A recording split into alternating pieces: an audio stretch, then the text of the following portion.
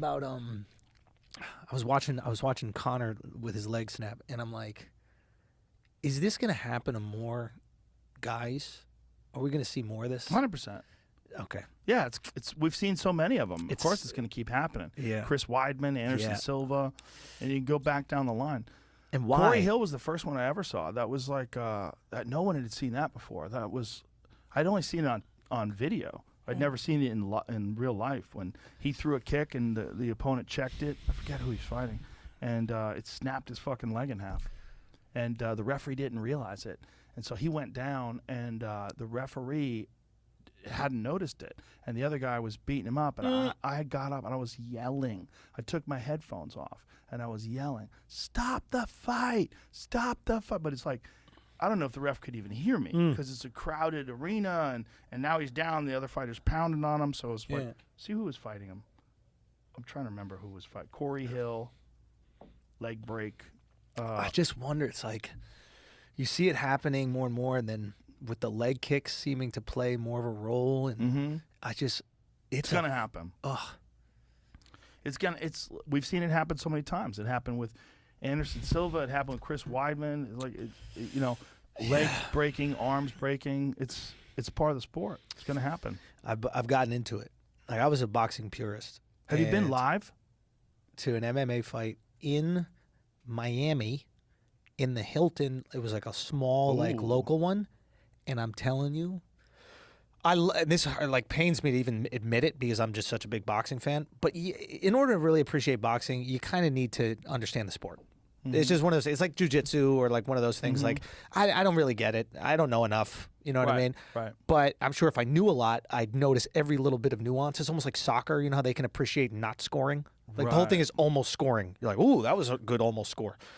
And but with when I see MMA, I can watch two guys I don't even know, never heard of them once. It is by far the most engaging fight sport because you don't even need to know the guys. Dale Hart and I got hammered one night in the bar. Oh my God! Before or after? Oh, after the fight. But this was the first time. Dale showing a lot of head movement. The Eats referee doesn't see it, so God, they're still scrambling.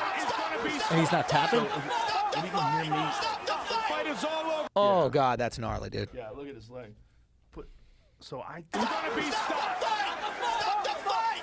The fight is all over. You didn't hear it. Oh, Corey fell down. It's broken. It's broken. This fight is gonna be stopped. The fight is all over. Corey Hill. Yeah, that's just gnarly, dude. So that's me screaming. I don't think the referee saw when it broke, but then he recognized it when it was down, that his leg was off at a fucked up angle. That was the first time I'd ever seen that live. But now I've seen it several times. I've seen arms break several times. I've seen so many people get fucked up.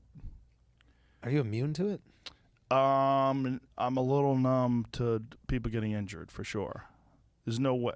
You know, I've talked about this before, but if you looked at all of human history, the amount of people that have seen people get the fuck beaten out of them, I am in the upper, like, 1% in all of time. Yeah, it's you and, like, Genghis Khan.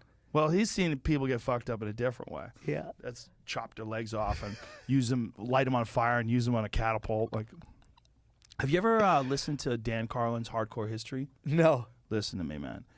Wrath of the Khans. It's a 5-part series on hardcore history about Genghis Khan, and it is fucking amazing.